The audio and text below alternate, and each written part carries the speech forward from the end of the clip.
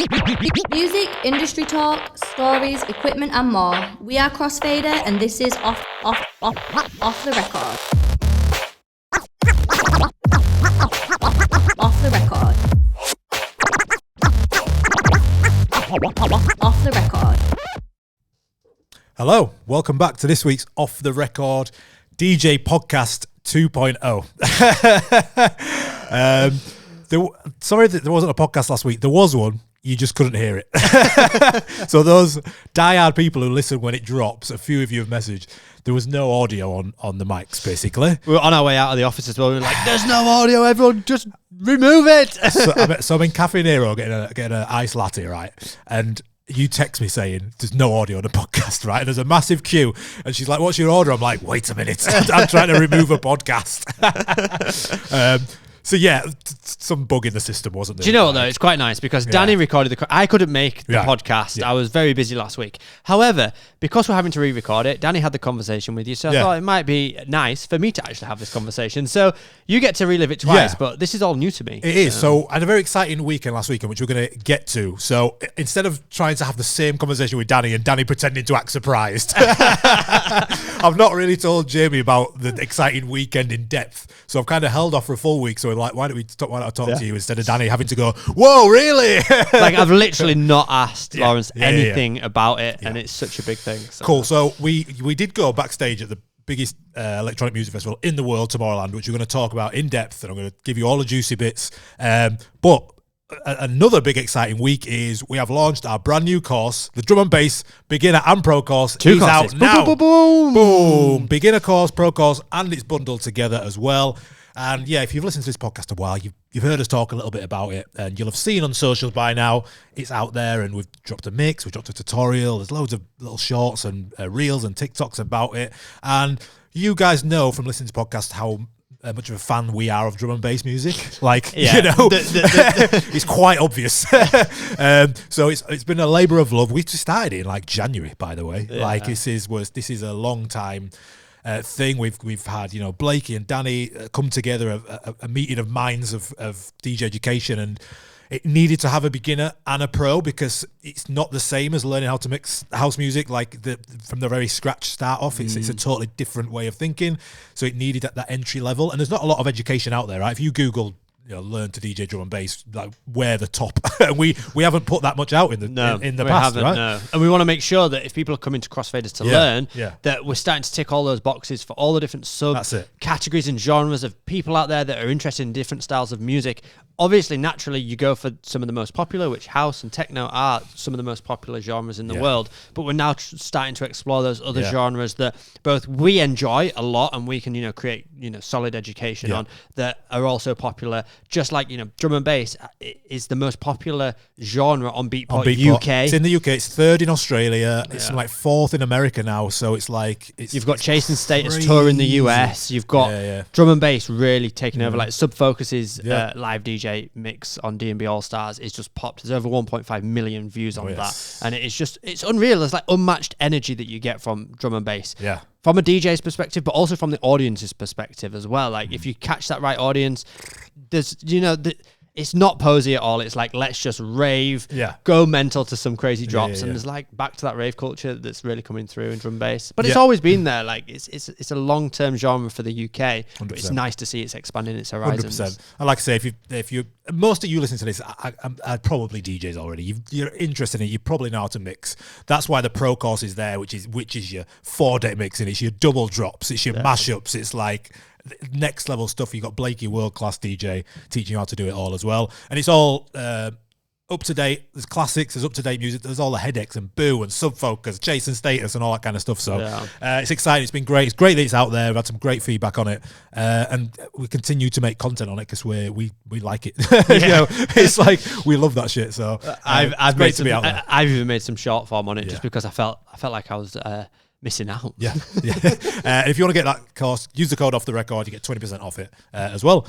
So yeah, man. Are we going to get stuck into juicy stuff? So last weekend, what were we on that? So it's a week ago. So weekend before. It was the first weekend of Tomorrowland. I'm basically sat at home on a Thursday night, and I get a text from a friend of the podcast, Chapter and Verse, and he's like, what are you doing this weekend? This is Thursday night. Like, what are you doing this weekend? I'm like, yeah, like a bit of golf. I might go shopping. He's like, no, you're not. He's like, I'm playing at Tomorrowland this weekend. We'd love for you to come out for Crossfader. We got all access, everything, backstage. Let's go. And I'm like, I'm sat next to my partner. I'm like, you know that shopping trip we had planned? It's not happening. So like 18 hours later, I'm on a flight to Belgium, to Brussels, courtesy of Chapter and Verse. And yeah, it was the what most... a friend, by the way. Yeah. I mean, yeah. And it was, insane. So what I really want to sort of get into with this chat is, when you're starting to become like a DJ, you probably like have visions of, you know, playing on the festival and like, you know, playing to a crowd, everyone's going wild. But there's also a side that I've never seen before, which is the sort of all access backstage, which is almost, it's really aspirational to like want to achieve just as much. There's more to it than, you know, just going on and doing your hour set. There's a world that people don't really get to see, and I want to sort of pull back that curtain and talk about what it's like being there, because obviously there's only a handful of people that sort of ever get that experience. So yeah, it's an incredible thing. So Tomorrowland, obviously one of the biggest electronic music festivals in the world. We get to Brussels and they basically hire out like 2 or 3 hotels for the 2 weekends, right? And that's where like all of the staff go, media, DJs, staff, they all go there. So we actually land there. When I landed, he texted me, he goes, "Oh, there's been an issue with tickets." And what it is with Tomorrowland is if you're on the lineup, usually when you go to a festival, right, you're on a lineup, you get a weekend ticket, or if you're there 3 days, you can have 3 days ticket, you get a few passes. With that, it's so strict. You only get it for the day. Yeah. So he was like, "Oh," so we were there Saturday. He was playing on Sunday. So he's like, "Don't worry, I'll sort it." So his management are like, "Yeah, we can't get any more. We can't get tickets for today." It's like, "Well, don't worry, I'll sort it." So 2 minutes later, he's like, he's texting Dimitri Vegas, and Dimitri Vegas is like, it's his festival, right? So he's like, "Okay, someone's going to call you." So he gets a text from like the CEO of Tomorrowland. He's like, "Sorry, having problems. You know, I'll sort you out," kind of thing. So it was very much like pulling the big strings. It's very much like that's how life is, right? So, and he's basically trying for 6 hours to basically get us in. Like I was fine. I was like, as long as we're going to go tomorrow, it's cool. But let's try and get in today. So we managed to get tickets for the day. So you get an artist liaison down at the hotel. To the festival, and in the lobby and stuff, there's, you know who people are because they've got, you know that people are like artists because they've got a certain like wristband, right? Yeah. So we get an artist shuttle down. It's like 40 minutes into the festival. It's from Brussels. You go to Antwerp, and as soon as you get in there, it's so strict. Like it's like Fort Knox getting in there, right? Yeah. But they are super helpful. So anyway, you get in there. And you turn right, and it's this unbelievable. It's called Artist Village, right? Yeah. And no word of a lie, I get off the transport, and the first 2 people I see at the whole of entire 130,000 people is Ingrosso and Axel and Ingrosso. The first 2 people I saw. Like I opened the door and they were there, and I was like, "Oh, this is it, yeah, this is what we're doing." And then you walk in, and it's just like sort of like a who's who of, you know, like I used to collect stickers, like football stickers, yeah, like Pokemon cards. Pokemon cards. It's like the Pokemon of DJing. So you're getting this incredible like. So who is Charizard? Charizard is Dimitri Vegas. So you get in there, and it's kind of overwhelming. You get in there, you get this artist pass for the weekend, and basically everything's free. Everything's free for the artist. So you walk in there, and it's, you know, it's a chill out area. There's obviously a free bar. There's a restaurant. So I'm like, we get in there, we're starving. It's been quite a long day already. It's like 5 p.m. Not eating much. And I'm like, yeah, usually, right, it's like, what, burger and chips, pizza, whatever. You go there, it's like barbecue shrimp, coconut rice. It's like paella. It's like, how do you want your steak cooked? It's like, I'm like, what? And then you look, and then the little Waffle House next door, and above it says like waffles by Van Gogh something name, and I'm like, who is Van Gogh something? Google his name, is 2 Michelin star waffle chef. And I'm like, what the hell? And I was like, oh, so this is it, yeah. So we're in the artist area, you know, doing. And one of the great things is everyone's kind of there to do the same thing. It's like it's quite intimidating because obviously there's a lot of famous people there, but then there's just people you don't recognize, and everyone's there to do the same thing. Right? Everyone wants to network, like that's what it's there for. Yeah. And so everyone's approachable, like everyone's super friendly, so it's very easy to just spark a conversation. So you're in there, you get your drinks free, all that kind of stuff. And then you go outside and there's artist transport. It's like a taxi rank. There's shuttles and which go. It's that big. You've got like buses that go out of the festival because it's that big. You have to go like out into the main roads, back round, and then there's inside little shuttles. So we get a little shuttle on. We go into the main arena. We're like, right, we'll have a quick look around, and then didn't realise that the passes were as all access as they were. So we just went like, all right, who's on there? That stage, like, it looks like a 6 stage. Let's go behind here. Just flashed the band. They're like, yeah, come through. Went back on stage. First DJ I saw, Dom Dollar. Like, I was like, this is unbelievable. So you get on stage, and then behind there, one of the coolest things was, so we went to Dom Dollar, and the first person I see, I go up there, we get a drink. The first person I see, this girl comes up to me called Maria. And she's like, oh my God, you're crossfader. And I'm like, yeah. She's like, oh my God, like I took like some of your courses like 2 years ago and I've just done my first ever set at Tomorrowland. I was like, oh my God, and then I started crying. I've had like 3 beers already. I'm quite emotional. I'm like, oh my God. So we had a great chat. We're actually going to speak to her for this podcast because I want to speak to her a bit about her journey since. Amazing. So that was like one of the first people I seen. And then, watching Dom Dollar, obviously like playing all these like big tracks and stuff. And one of the cool things is, there's no riders there. So what it is behind every main stage, there is a chill out area. It's like a big, massive hut. There's a chill out area with like it's like a terrace. And then there's a bar with like two staff in there, and then there's like a little chill out little sofa area. Right. And you just go in, it's just drinks, whatever you want.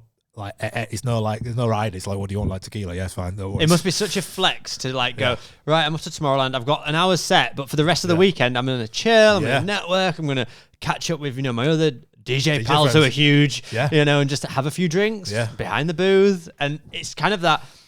It's DJing on steroids, You imagine being in the club at your residency, and it's you've got some mates behind the booth, you're having a few beers. It's that, but you've times it by 1,000, haven't you? And it's just you've got the top DJs, but it's still the same vibe. You're still just chatting, having fun, listening to the latest tunes, listening to your friend's DJ. Like, it sounds unreal. One of the most mind-blowing parts of it was, because it's so vast, there's a lot of water. So some of the stages like on a big massive lake, and so some of the stages like overlook the lake, and it's like, oh my God, this is not real.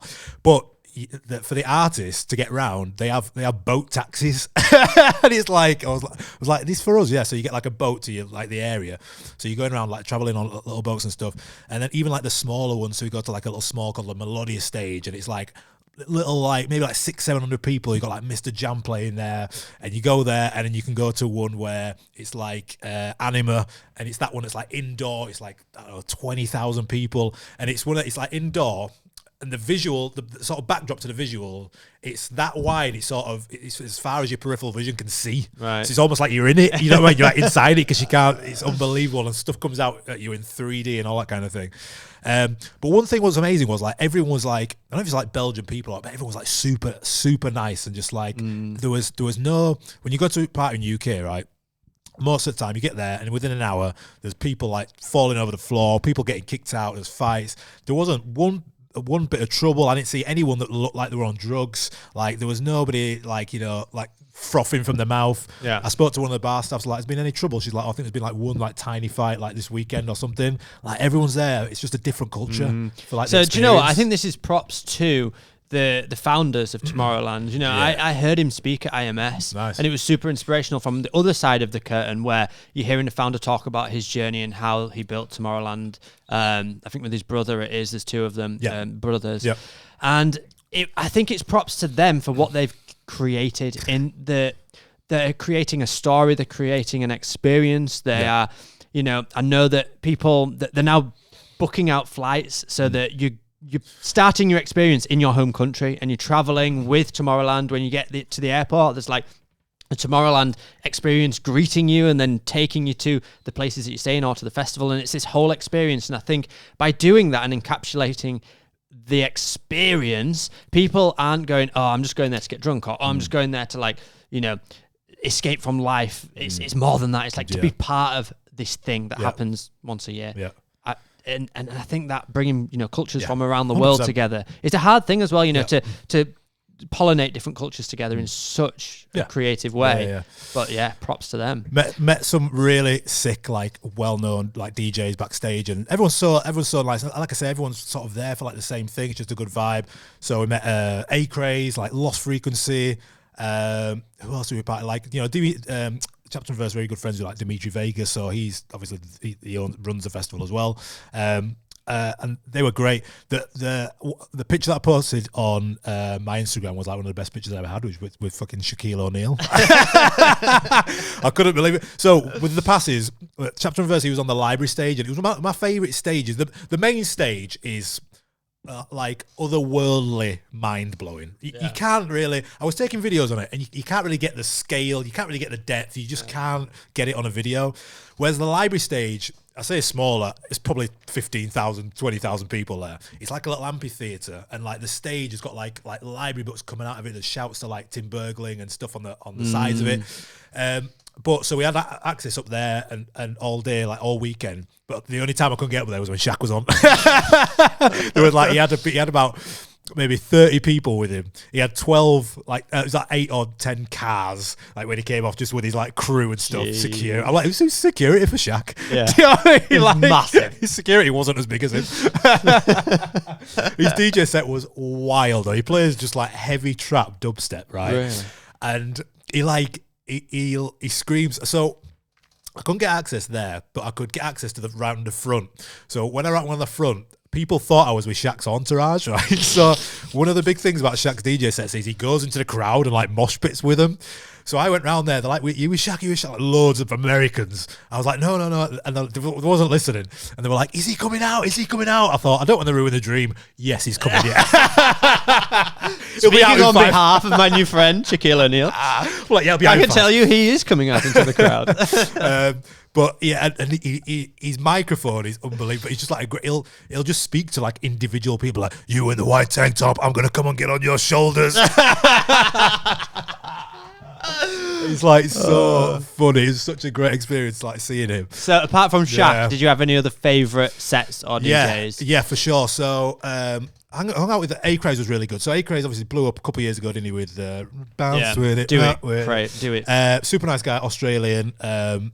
He was great. There was Lost Frequency. Again, it was, you know what it is? They all do have totally different. You see a lot of personalities and different styles per DJ set. Right. So many different styles. So it was like, there was like Chapter and Verse, there was like Joel Corey, there was Kungs, there was Lost Frequencies, Bass Jackers, Dimitri Vegas, and they all, you know, none of them like cross over. They're all so unique and different. Like, you know, Chapter and Verse will play like laid back tech house.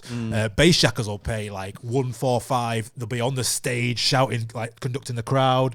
Joel Corey will play like more sing-alongs, and he was good actually, you know, because Joel Corey is more like, probably like a bit more commercial, you know, radio plays, you know, he's got like sing-along songs. And I thought, oh, it's a bit like, it's not really the vibe for Tomorrowland, but he came on and he'd like edited probably like all of his songs to more rave feel, which I thought was a great touch for a DJ set, knowing that you're going to need to play that.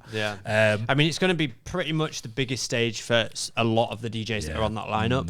So sure. Like doing something unique and building up to that one set a year, like doing something unique for that set will really help your career, I suppose, because ultimately you're competing against so many other DJs. It's not like usual festivals where you've got a couple of stages and you've got your obvious headliners and obvious support. It's like, there's so many headliners that they're actually even competing for attention within the own festival itself, I suppose. Yeah, for sure.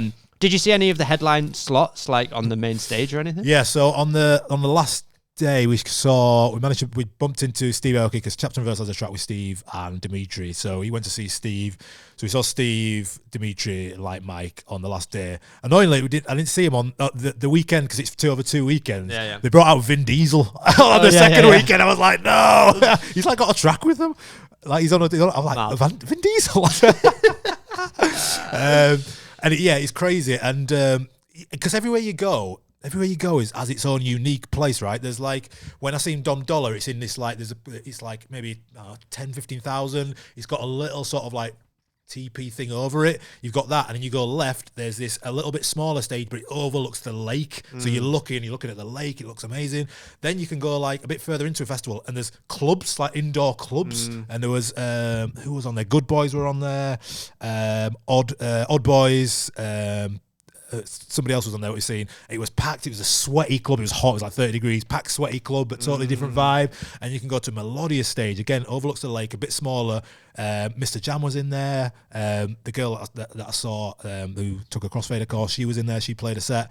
So everywhere you go, it's just totally different. Like whatever you want is kind of there. Do you know what I mean? Especially if you're into like electronic music. Subfocus, like the Mecca. Subfocus was unbelievable. I was like just like craving drum and bass at some point. I was like, he went on after. It was a good transition actually. A-Craze played. And he saved to the end. He saved like bounce with it, rock with it till the end. But Subfocus has done a remix to that, hasn't it? And he transitioned into that, and then Subfocus came on. And I was like, that is a transition. I don't know if we can teach that transition on. Some really, and again, what I want to get across is like, here's what I want to talk about as well. So when I'm speaking to all of these DJs, one thing was very apparent is like all of the 99% of them are producers and have music. So there wasn't many of them who have had like a resident club career. So it's kind of like what I was getting at is like you have to sort of like make a conscious decision that where do you want to be playing at, because it was very apparent that everyone there had a few tracks. I'm not like everyone had like millions of views and stuff. There's people there got 4,000 followers, 3,000 followers, but they've got a couple of tracks. They might be they're probably playing on a smaller stage, maybe for free to come and get some content, which is fine how it works. But like all of them pretty much have music out there now, producer DJs. So I kind of wanted to get that across to especially our audience of DJs of like maybe that if that's what your goal is, maybe you just have to sort of like intentionally go about it, as opposed to being like doing your residencies, putting content, hoping something happens. I think that you might, if this is your goal where you want to be, you maybe have to start thinking a bit more intentional about it, and not just thinking eventually something will happen or I'll get enough followers for it. That was one thing. Sure, I think there's always that crossover period where you've got to make that decision of like, am I going to become an artist or am I just going to earn a living playing my clubs around with us in the UK, it'd be nationally, or if you're in the US, it might be within your state or something. And then it's like, as you branch further than that, it starts to get trickier without becoming an artist when you're getting on planes, and being flown places. One thing I got to witness was an absolute masterclass in hustle and networking from Chapter and Verse. So he's there and all weekend, and he's got an hour basically to DJ set. And with that time, he didn't spare he didn't waste any time. He went and spent 10 minutes with every DJ that he could. So he were bouncing around stage, just showing his face, getting a picture, having a chat with everybody he could that weekend. And that goes like a long way in the end, like a really long way. And it was actually like great to watch. It was like a masterclass in networking because, there's a lot of DJs are there who maybe take the liberties and just go there, you play your hour, you get drunk with your friends or whatever, you chill or whatever, you know what I mean, when you could be really putting in the work, and then long term that is just going to pay massively. So it was like great to just watch it in action. And it's not like, there's no like, he's not after anything, he's going and saying hi, how are you, watching the set, supporting, like taking videos and then uploading, like Mr. Jam, here's Good Boys, here's Bass Jackers, Odd Mob, etc. Sharing the love, basically. Like exactly, not asking for anything, just going and watching it, which was great to watch. Nice. Can I ask you a bit about the technical side of stuff? Because this is interesting. With such a big festival and so many stages and so many DJs, the turnover between sets, and we all know there's so many technical issues that people can run into. First of all, were there very different riders, not from like the drink and booze, but from the technical rider point of view? Did they have to keep changing on the library stage? You had two options basically. When you go up there, the sound tech goes, do you want to play on the V10 or do you want to play on the Nexus 2? There was no A9. Really? Strange, weird, that, isn't it?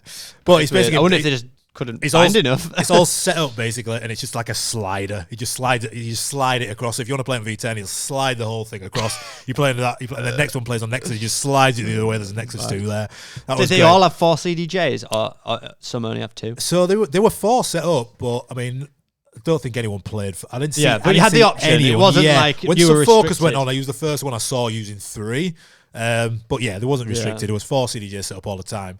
But yeah, that was from a technical point. There was the only issues I saw. There was actually what is quite seamless is didn't happen all the time, but most of the times was one DJ would be finishing and you'd. Because it's such a big gig, they kind of milk it up, right? You'll jump on the stage or whatever, you'll do a big shout out, you'll get a picture of the crowd. Yeah. So what'll happen then is he'll come off and the sound tech will generally will have the next DJ's track ready to press play. So the sound tech will press play and let it build up. And a lot of DJs will create their first track especially for it, right? Yeah, They'll like build an intro up track, intro track. It'll have a mixture of your tracks. It'll have a hype. It'll shout out Tomorrowland or something. So then they'll have a bit of a moment where they can come. The previous DJ can like chill, like take their moment, have that, come off. Then there'll be some music playing, 30 seconds a minute, and then the other artist can come on and like then have their moment. Yeah, it was quite nice to see that kind of like really seamless. So was there not transition. Much silence between DJs?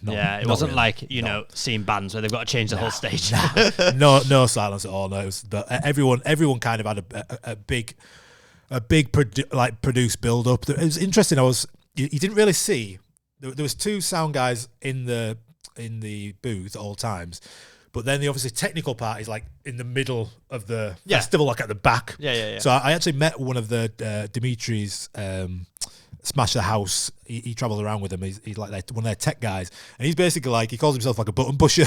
So he just triggers all of the screen stuff, or he'll trigger the lights or something like that from like a pad or something. But didn't get to see that because it's obviously like miles away. But it was interesting. I had a brief conversation with him about it, and he's like, "Yeah, you got like trigger pads, and you sort of trigger everything on." So you sort of like live. It's like live DJ. And he goes, "There's no like set plan or anything. You kind of go with the rhythm, like with this kind of show.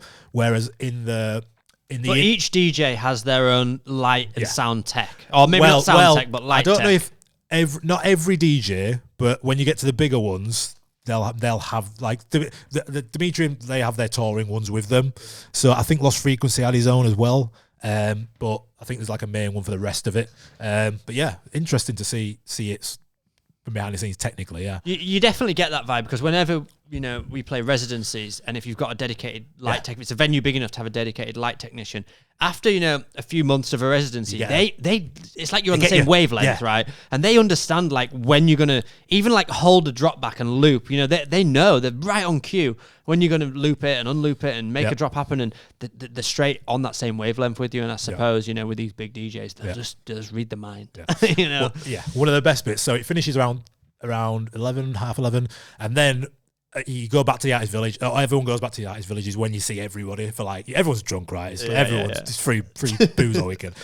Best thing about it is right, you get there and like as soon as you get in, there's the most incredible Michelin star burgers, and then these hot dogs, but they're cheesy croquettes. Instead of the hot dog, it's a cheesy croquette in a bun made by a world class chef, and it's amazing at the best of times. But when you're drunk, I was like, oh my! I had about 7, milking it for all it's worth. People were taking like pictures and uploading and stuff, and it was interesting. But yeah, that was where you could really everyone just kind of like relaxed and had some drunk conversations till 3 a.m. Nice. So yeah, very interesting. There was another question here which just goes back to the festival. I know you've just walked yourself back out to this artist village, but did you observe any like artist rituals or anything that DJs did to prepare themselves to go stand up in front of thousands of people? There was a bit of a huddle in the Dimitri and Light Mike set, like closest friends and stuff like that. A little bit of a huddle beforehand. Lost Frequencies again. It's very because it's quite a quick turnover. They all come a little bit before 45 minutes. They'll sit in the chill out area. They'll mingle a little bit, but a lot of them are pretty chill. You're going on there. You've got a plan. They're not new to this. You know what I mean? If you're on that level, they're quite chill with it. But it was quite nice that they had a lot of people like backstage with them on stage. Quite a lot of people up there with them, which I found quite good because you want it to be. Yeah, you want to feel supported from behind as well, from closest exactly, people. yeah. So Claptone, he was sound as well. And I think it was just, it was very seamless, as you can imagine. It just like very regimented. There was I didn't see many technical issues. I mean, Chapter and Verse's headphones broke after his second song, so he mixed without headphones. But you just would never know. You don't need them anyway, do you? Especially if you know the tracks you're playing. Exactly. Yeah. His was interesting. Again, going back to like, I think people might want to know about how do people pre-plan a set? And I guess that when you get to like the later ones where it's like Lost Frequencies or Subfocus or something, I guess you can plan because there's going to be 15,000 people there. Being on a bit earlier, where I saw Chapter and Verse, it was like Joel Corey that day. I forget the other guy's name, Odd Mob maybe, I think it was. But Chapter and Verse, that's a good example. So the guy on before him was super hype. He was playing quite like 140, 145. He had a big Portuguese following. There was like 200 people in the crowd. He had Ronaldo tops on, Portugal flags. They're obviously here to see him. And he was on stage. He was shouting him. It was quite hype. And then obviously Chapter and Verse's music is 126 tech house, right? So it was a bit of a fluctuation. But he was like, well, what I'm going to do is I had an idea what I was going to play. But he just then went into a bit more like well-known. Some of his bootlegs that are like well-known, like, sing along a little bit more for the beginnings to not lose them, because he thought if I go in too hard or without any vocal, too much of a change, without any vocal, and it's weird because he's like, it's not very busy, is it? And it is. It's just that the place holds 15,000, 20,000 people. There's probably 4,000, 5,000 people here, but because it's so vast, it looks spread out. So he had a job which a lot of us club DJs do, a similar thing, right? Just on a different scale of trying to get these people who are kind of walking by in. Yeah. So he kind of like top ended his DJ set to play more recognizable stuff, and then when it was busy, he played some of his newer stuff or more lesser known stuff, and that happened I think with a few DJs. But yeah, I mean, an incredible experience. And like I said, just wanted to like get across that side of it, which I guess a lot of people don't get to see. I've certainly never seen anything like that before, and it's just like another aspirational thing to want to achieve as a DJ. There's a lot of really cool things that can happen. Like it's not going to happen overnight. All these people are been grafting for years and years and years. But it is another thing to aim for, and it's a very, very, very cool thing to experience if you can do. That's amazing. And even if you go in there, if you just want to go and see a world-class festival, I could not recommend it enough. It's kind of mind-blowing. Yeah. Mind-blowing. Is it now your new favourite festival? Yeah. People ask, like, should I go? Because you go to, so just to paint a picture, like you go in London to Wireless Festival and stuff, total opposite experience, right? Part life. Yeah. It's very different to Tomorrowland. Yeah. So like, I mean, painting a picture of that, of like a Wireless Festival when you've got, is it like Kendrick and stuff coming up, J. Cole, big hip hop artists, versus you've got the electronic side of the scene with Tomorrowland, and you've got these big electronic artists. What's the difference there? Like, it's the biggest difference I saw was definitely culture. It was totally different. The way people party, the way people interact, the way people behave, completely different. Yeah. That was one thing. But people ask, do you recommend it? Of course I would recommend it. However, I can't really tell you to go because I had a totally different experience to what you can probably go and see. Yeah. So from what I can imagine being, if you're like, camping 3 days, it's different to what I experienced. So it's like, I don't know what it's like. One of my friends went there and he's like, it was amazing, but I was camping. It was 30 degrees for 2 days. Yeah. So I had like 2 hours sleep and it was like, like, do you know what I mean? So you got spoiled basically. There's that, but obviously it's not going to get that at Coachella, right? You're not going to get two better festivals to go to. So yeah, I mean, it's mind blowing if that's your thing. We've got some, I still need to put the content together, but we've got some content coming out with sort of backstage visuals from it as well. But yeah, very, very interesting, and made some great connections, and hopefully going to speak to some people that we made connection with over the weekend as well. So big up Chapter and Verse. Thanks for the invite. Sick. So thank you for sharing. I mean, it's great to hear. Yeah. Right. What we're going to do now, add to playlist. Yes. Ready for some tunes? I'm ready. I've got this is add to playlist, by the way, if you've not listened before. We're going to search SoundCloud high and low to try and find you some free music, some free edits. And this week I've got all these tunes are all totally different from each other. Right. We've not got a theme here. Well, we'll start off with Tomorrowland vibes. Okay. Right. This is kind of like what it was like, right? Let's go.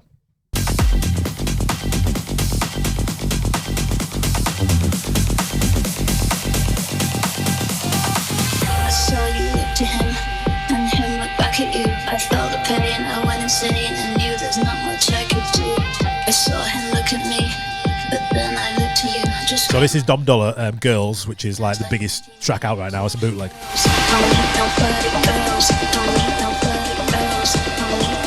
Those big build-ups.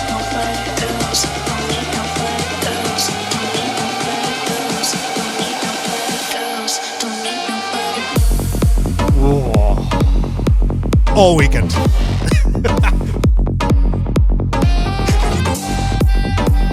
Bravo. Smashed it.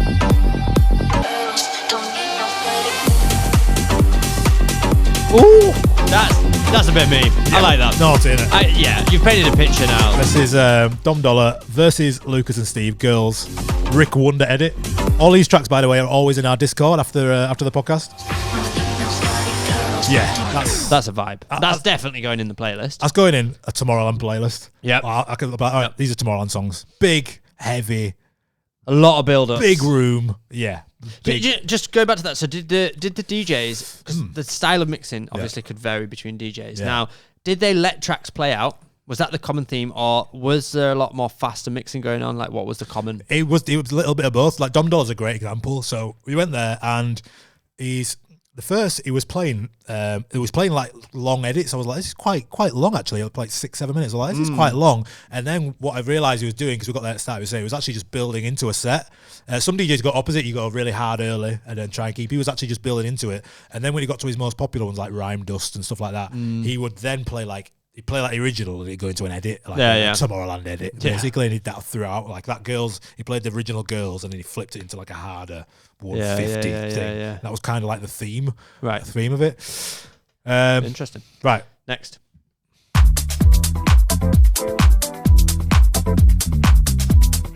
I'll skip it.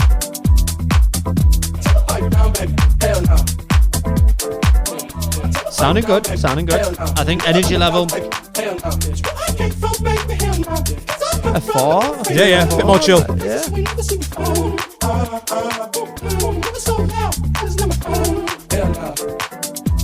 Ooh, it's just a bop. It is a bop. It's what Danny calls a slinky one. You know, you go to a club and you put your shades on and you slink about into a club. It's a great warm-up vibe. Oh. Great warm-up vibe. And a great, end of the night when everyone's just on a vibe, on a level. Rolling. Daytime. Yeah. Any time in a daytime. Very versatile. Totally. I'll go to the second bit.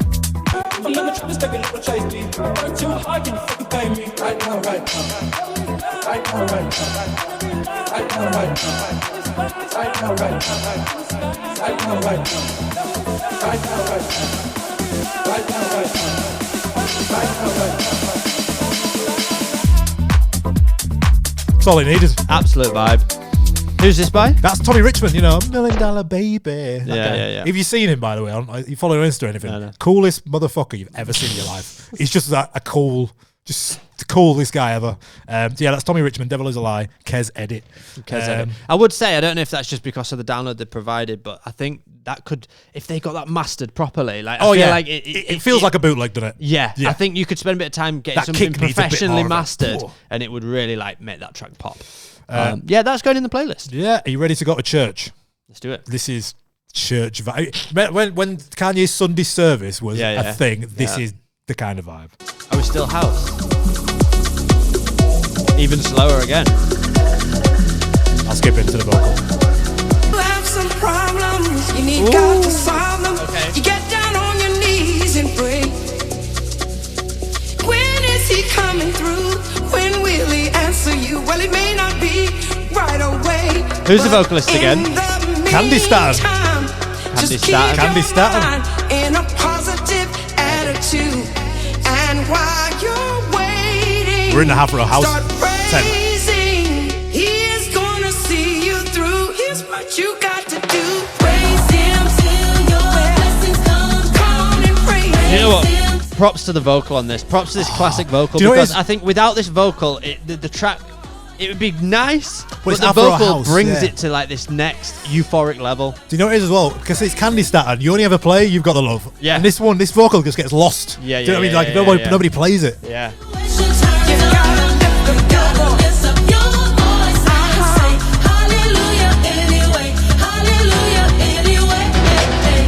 I want to say, I think I've got a Kerry Chandler remix of this Hallelujah anyway. Oh, yeah. Which is an absolute That vibe. sounds- If you want something a bit faster. That sounds about right. I think it's Kerry Chandler. Yeah, so that's a vibe though. Afro Go in the House, playlist. Data Afro House remix is that one. It just shows you could, like, if you could start your set there, then go to that track before, and then go to that first build track. up, There's a build up in there. Right, totally different genre again. Euphoria.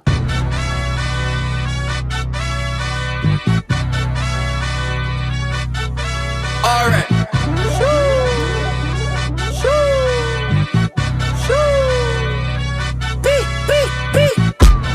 We could go band for band. Fuck that, we can go M for M. Quarter mil for the Maybach truck. Double R with the factory rims. I got the 90, the years, the versions, the bribes, I'm really regret. It's got to the point that I don't even care. I got jewels in the safe that I don't even wear. We could go band for band. Fuck that, we can go M for M. Quarter mil for the Maybach truck. Double R with the factory rims. I got the 90, the years, the versions, the bribes, I'm really regret. It's got to the point that I don't even care. I got jewels in the safe that I don't even wear. So this is sick because this is a mashup of Kendrick Euphoria, which is part of the whole Drake diss time, and then Central C and Little Baby band for band is like it's like the number one hip hop track in the world. Yeah. And then Egg Never, if anyone's into like SoundCloud edits who play like ballet sort of hip hop bootlegs, he's like the king of bootlegs. Right. And this one did not disappoint again.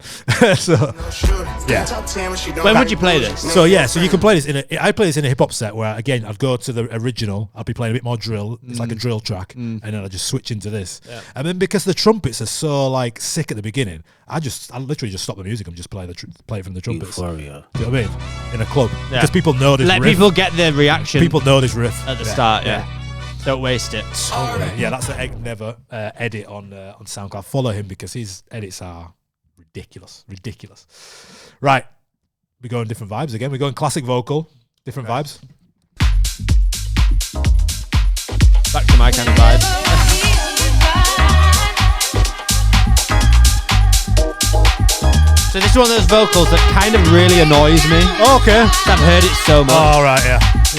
I get But that. if they do something really nice with Well, it. we're kind of in the French disco at the minute. Yeah. We're kind of in the French disco.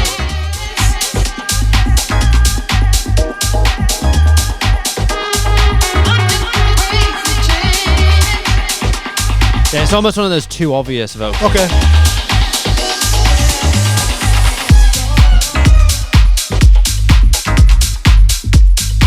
Little vibe. It's a vibe. A little vibe. It wouldn't go in my playlist. It's hard to get over a vocal you don't like, isn't Yeah. it? It doesn't matter what anyone does to it. Yeah. You're like, don't like it, you don't like it.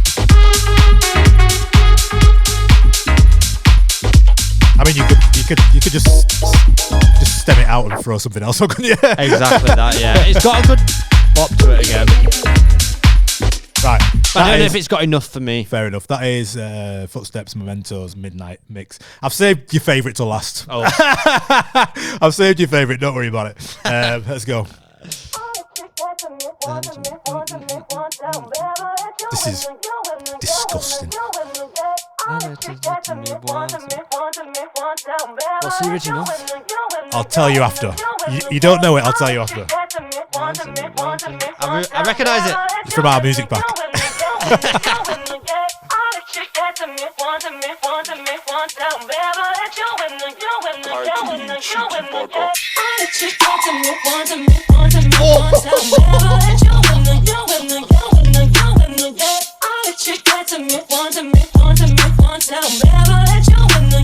Wait for it.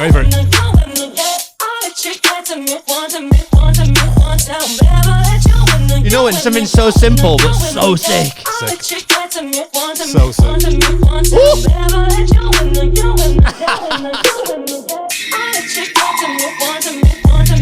We go to the end of this. Yeah, it takes. There's loads of elements that add later on.